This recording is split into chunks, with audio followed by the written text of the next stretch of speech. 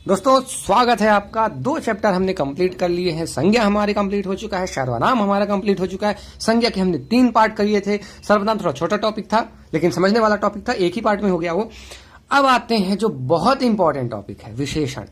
और इंपॉर्टेंट इसलिए भी है क्योंकि एरिया इसका बहुत ज्यादा है, इसके बहुत सारे टाइप होते हैं और बहुत सारी चीजें इसमें आती हैं।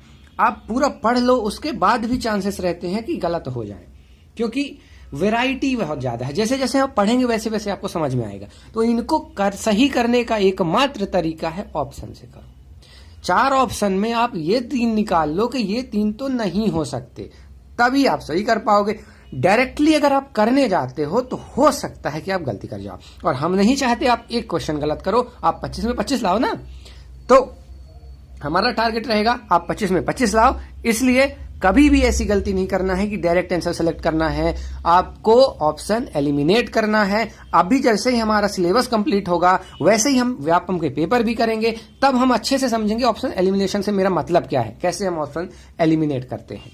ठीक है, शुरू करते हैं आज का टॉपिक। थोड़ा बड़ा टॉपिक है, आई थिंक 2 पार्ट इसमें बनेंगे विशेषण में, और अच्छा टॉपिक है, मजेदार टॉपिक है, बहुत सारे टाइप हैं इसके। तो विशेषण, अब देखिए संज्ञा हमने पढ़ लिया, सर्वनाम पढ़ लिया, वो 2 मेन चीजें हैं। अब जब संज्ञा सर्वनाम को हम क्वालिफाई करते हैं, यानी उसके गुण या दोष बताते हैं, वो कहलाते हैं विशेषण।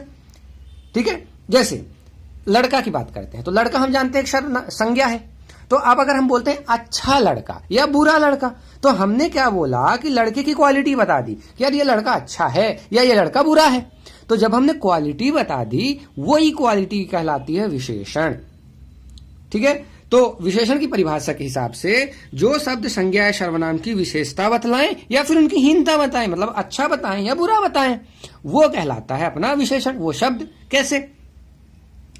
अच्छा आदमी सभी जगह सम्मान पाता है, ये आदमी क्या है यहां? संज्ञा। ठीक है, और अच्छा जुड़ते ही ये अच्छा आदमी बन गया, तो अच्छा उसकी क्वालिटी बता रहा है। और यहां पे क्या कर रहा है? बुरा इसकी क्वालिटी बता रहा है। तो ये जो अच्छा और बुरा, ये 2 शब्द जो क्वालिटी बता रहे हैं, ये कहलाते हैं विशेषण। और उसके अलावा जो संज्ञा सर्वनाम जिसकी ये विशेषता बतलाते हैं, उसको हम बोलते हैं विशेष। बहुत ध्यान से इसको याद कर लीजिए, क्योंकि आगे विशेष से टर्म बहुत बार आने वाला है। तो यहां पे हम बोलेंगे ये है विशेषण। ठीक है, और ये कौन सा है हमारा? विशेष।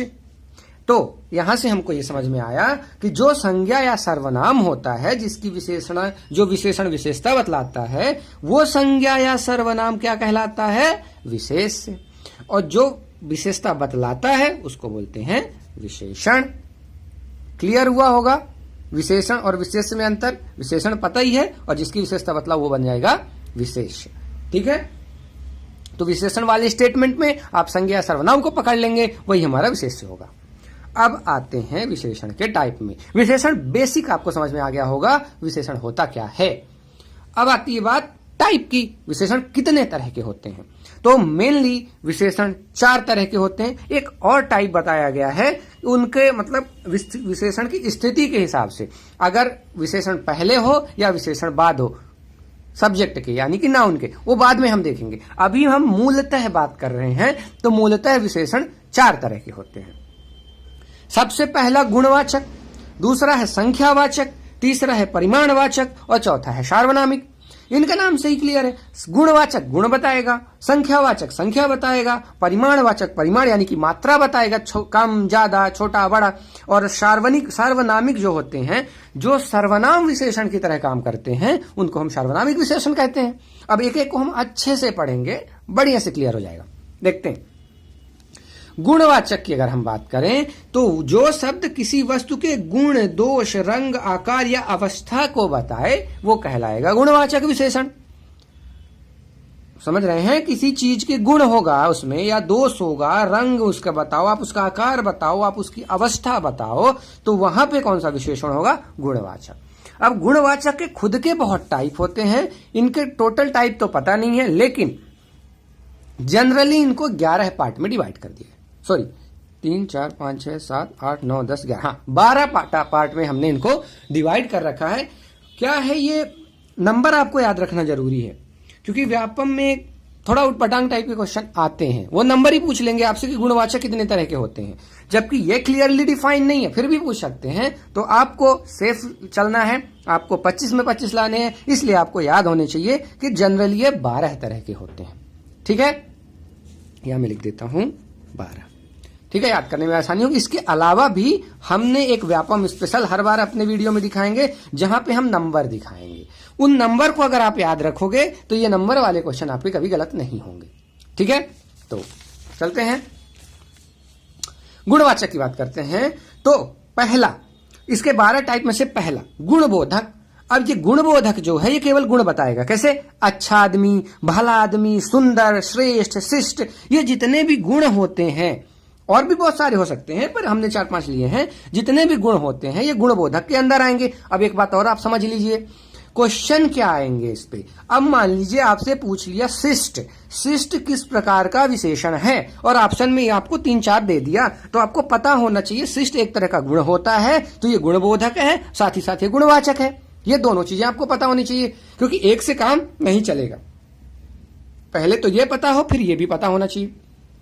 ठीक है, अब जैसे दोषबोधक, गुण का उल्टा, जब अच्छा हम बोलेंगे तो यहाँ खराब बोलेंगे, वही उसी का उल्टा, तो दोषबोधक में आ जाएंगे। और तीसरा टाइप है हमारा रंगबोधक, रंग जो बताएगा, यानी काला, पीला, गोरा, नीला, कोई भी रंग बताएगा वो रंगबोधक में आ जाएगा। उसके बाद कालबोधक, कालबोधक का मतलब ये है कि जो टाइम बताते हैं, यानी पुराना, प्राचीन, नवीन, क्षणिक, क्षणभंगुर, कुछ भी आपसे क्वेश्चन पूछा जा सकता है कि प्राचीन किस तरह का विशेषण है, तो आप बताओ, 4-5 तरह के ऑप्शन दे देंगे। अच्छा, एक चीज व्यापम में नया ट्रेंड चला है नन ऑफ दीज आंसर देने का।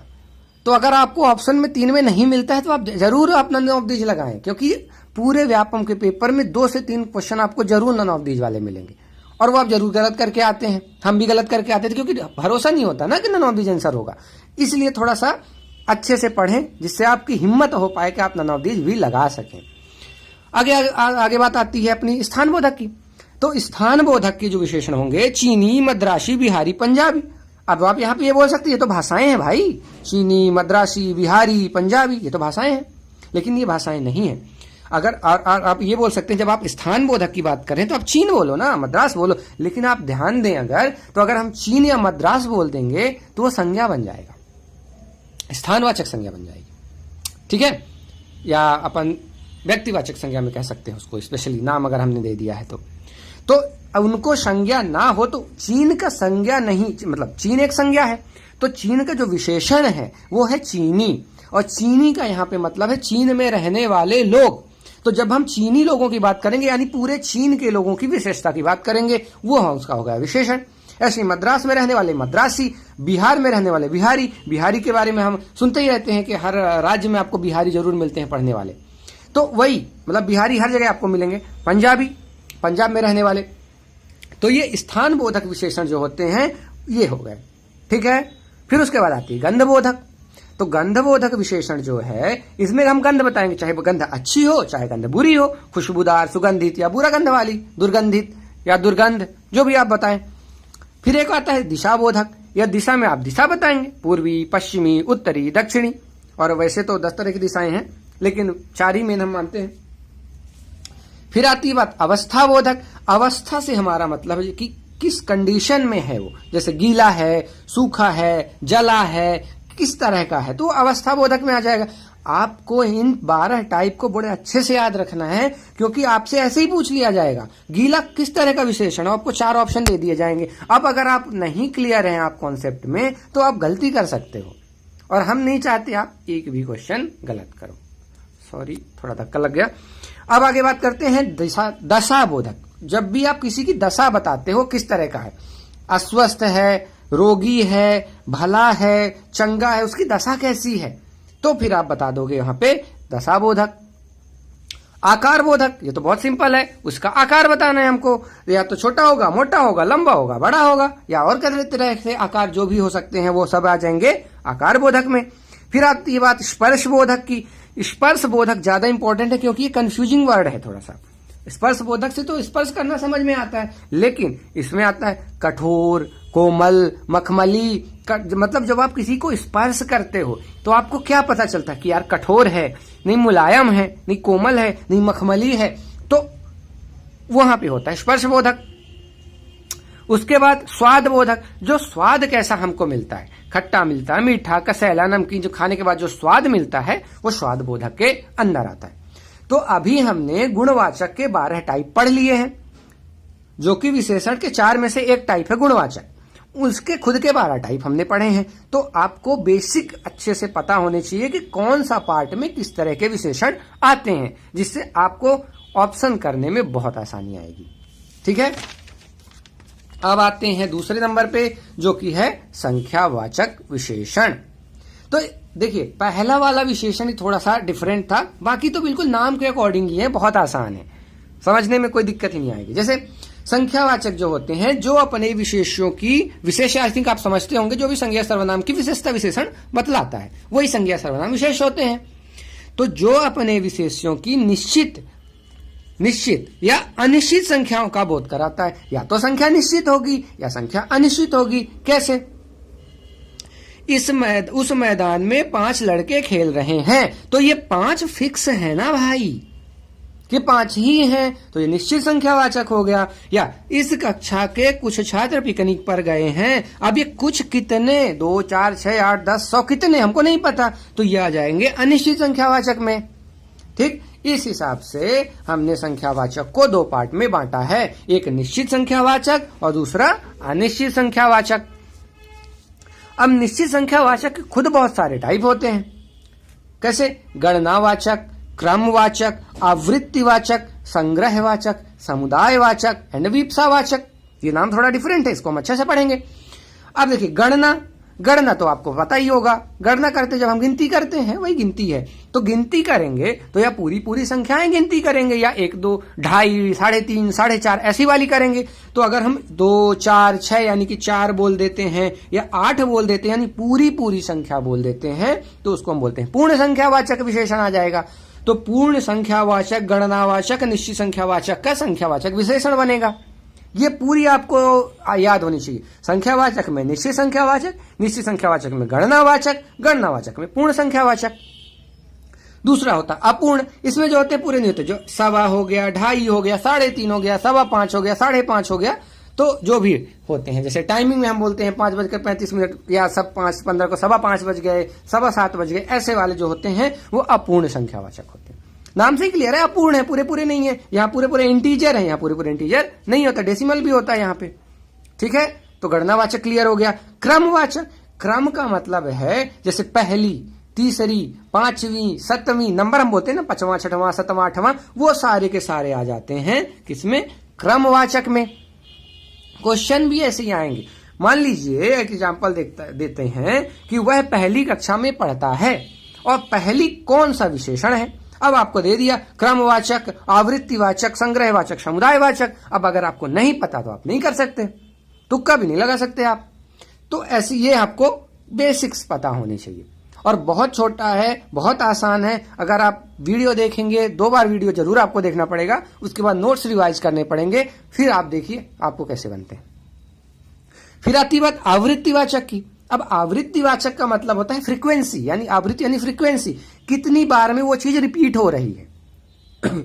जैसे दुगुने छात्र, 2.5 गुना लाभ। तो जो भी जब ऐसा है 2 गुना, 4 गुना, 6 गुना, 2.5 गुना, 5 गुना, 7 गुना, जब भी गुना के फॉर्म में आए वो कहा वहां पे क्या होगा? आवृत्तिवाचक हो जाएगा। संग्रहवाचक नाम से क्लियर है, कलेक्टिव। अब जैसे 4 आदमी थे तो चारों आदमी को ले लो एक साथ, या 8 थी पुस्तकें तो 8 को एक साथ ले लो, वो कहलाता है संग्रहवाचक। यानी विशेष की सभी इकाइयों को संग्रह में, यानी एक साथ ले लो। अगर 20 लोग हैं तो 20 लोग, तो ये हो जाएंगे संग्रहवाचक में।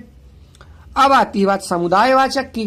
तो समुदायवाचक का क्या मतलब है? एक ग्रुप की बात करेंगे, जैसे वही मतलब वस्तुओं की सामुदायिक संख्या को बताता है। तो ग्रुप का मतलब ये होगा, जैसे 1 जोड़ी चप्पल, 5 दर्जन कापियां, तो मतलब एक ग्रुप की बात कर रहे हैं हम। 10 दर्जन गुलाब या 1 दर्जन केला।